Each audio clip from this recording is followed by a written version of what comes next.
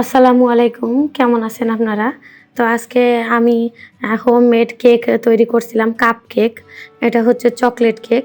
তো আমি কিভাবে প্রসেস করে বাসায় নিজে হাতে বাচ্চাদেরকে এরকম কাপ কেক মানে চকলেট কেক তৈরি করে খাওয়াইছিলাম, সেটাই আপনাদের সাথে আজকে শেয়ার করব। যাদের আমার মতো বেবি আছে তাদের অবশ্যই এটা উপকারে আসবে। তো এখানে আমি একটা গামলার ভিতরে হচ্ছে একটা কলা নিছি, ১ পিস মিডিয়াম সাইজের কলা। তো কলাটা কাঁটা চামচ দিয়ে সুন্দর করে ম্যাশ করে নিব, যাতে বেশি বড় দলা না থাকে। তো ১ মিনিটের মতো লাগছে এটা সুন্দর করে ম্যাশ করছি, যাতে যথাসম্ভব ম্যাশ করা যায় আরকি, বড় কোনো দলা না থাকে।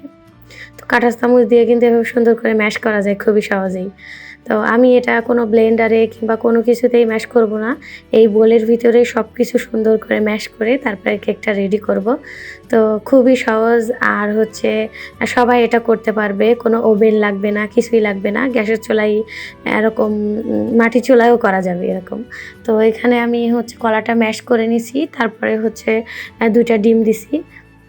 তো ডিম ২ টা দিয়ে কলার সাথে সুন্দর করে ম্যাশ করে নিব। কিছু সময় হচ্ছে প্রায় ২-৩ মিনিটের মতো এরকম কাঁটা চামচ দিয়ে ম্যাশ করলে ডিমের সাথে কলা একবারে অ্যাডজাস্ট হয়ে যাবে। তো আমি যেহেতু এটা বেবিদের জন্য বানাচ্ছি, এজন্য খুবই স্বাস্থ্যসম্মত উপায়ে এটা রেডি করতেছিলাম। তো এখানে আমি 1/2 কাপের থেকে একটুখানি কম হচ্ছে চিনি নিছি। তারপরে হচ্ছে স্বাদমতো লবণ। তো হচ্ছে সবকিছু একে, একে দিয়ে আবার সুন্দর করে এটা ম্যাশ করে নিবেন। তারপরে হচ্ছে আমি হচ্ছে 1/2 কাপের মতো ময়দা, তারপরে হচ্ছে সবকিছু এটা গামলার ভিতরে আগে দিব। দিয়ে তারপরে কাঁটা চামচ দিয়ে সুন্দর করে ম্যাশ করে নেব। তারপর 1 টিস্পুন হচ্ছে কোকো পাউডার, তারপরে হচ্ছে 1/2 টিস্পুন গুঁড়া দুধ,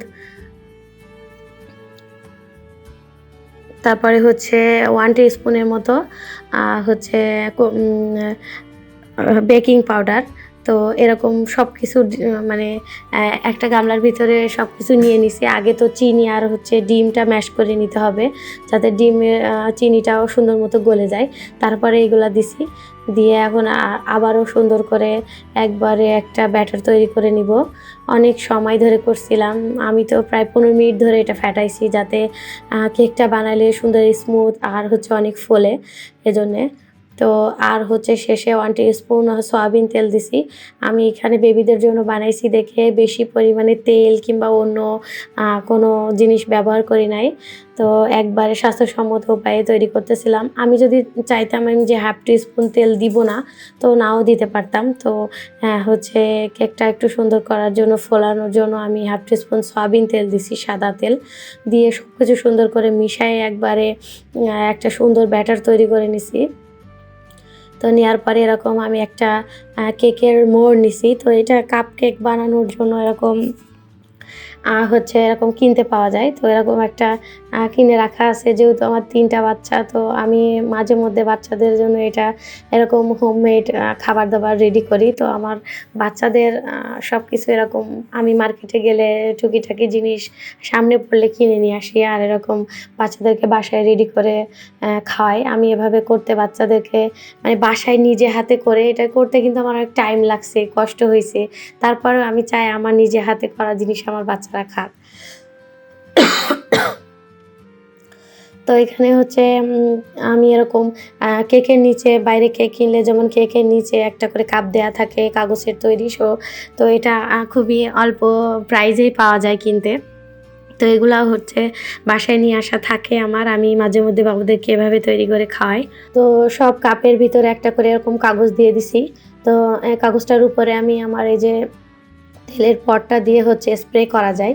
তো আমি একটুখানি সয়াবিন তেল স্প্রে করে দিছি, যাতে কেক কাগজ থেকে কেকটা যখন আমি উঠাবো সুন্দর মতো উঠে আসে। তো তারপরে এরকম চামচ দিয়ে সবগুলা কেক কাপের ভিতরে আমি সুন্দর করে ভরে দিচ্ছিলাম। তো আমি যতটুকু রেডি করছিলাম একদম পারফেক্টভাবে হইছে। আরও যে ২ টা এক্সট্রা কাপ রাখছি, কাপের নিচে যে আমি যে মোড়টা রাখছি, এগুলো এক্সট্রা মোড় কিনতে পাওয়া যায়। এগুলো আলাদা, আলাদা। তো এখান থেকেও আমি ২ টা কিনে নিয়ে আসছিলাম। তো সেটার ভিতরেও দিয়ে দিছি। তো সবগুলা একদম একটুখানি খালি রেখে আপনাকে ভরতে হবে। যখন ফুলবে তখন যাতে জায়গাটা ফ্লাপ হয়ে যায়। তো একটু জায়গা রেখেই আমি সবগুলা ব্যাটার ভরে দিছি। তো খুবই সহজ। শুধু জাস্ট উপকরণগুলো আপনি অ্যারেঞ্জ করবেন আর সবগুলো একটা বাটির ভিতরে দিয়ে ম্যাশ করে একটা ব্যাটার তৈরি করবেন। তারপরে এরকম কাপে ভরে চুলায় দিয়ে সর্বোচ্চ ১৫ মিনিট, তার মধ্যেই আপনার কেকটা রেডি হয়ে যাবে। আর হচ্ছে আনাহিত, আহিল, আরহাম সবাই মজা করে খাইছে। তো আমার সবগুলা দেয়া হয়ে গেছে। তো আমি এরকম একটা পাতিলের ভিতরে ১ কাপের মতো পানি দিছি।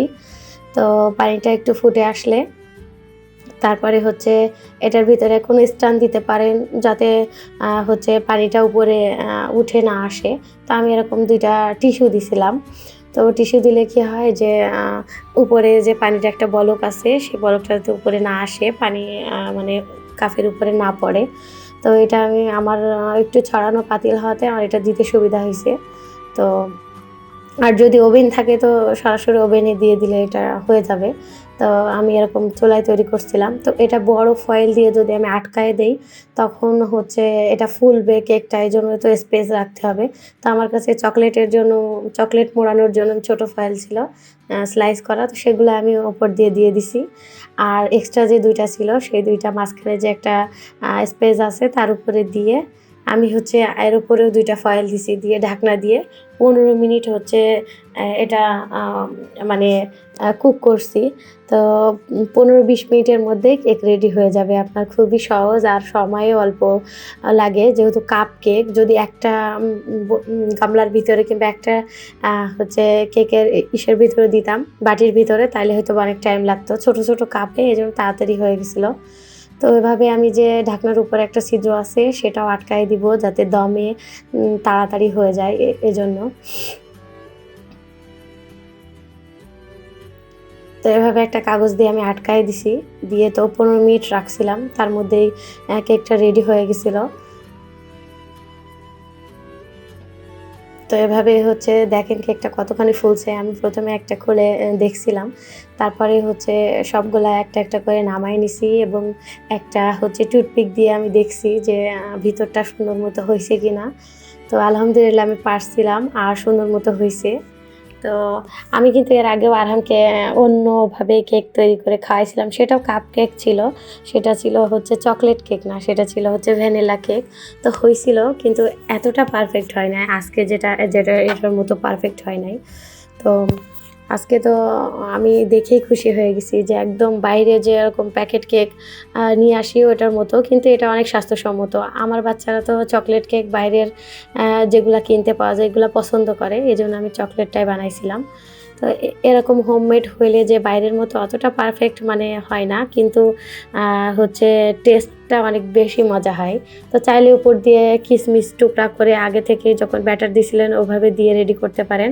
তো আমি একটা ভেঙে দেখাইছি, দেখেন ভিতরে কোনো আটা নেই, খুব সুন্দরভাবে হয়েছিল। আপনারা চাইলে আপনাদের বাচ্চাদের এভাবে কেক তৈরি করে খেতে পারেন। আর আমার ভিডিওটি ভালো লাগলে অবশ্যই লাইক করবেন। আল্লাহ হাফেজ।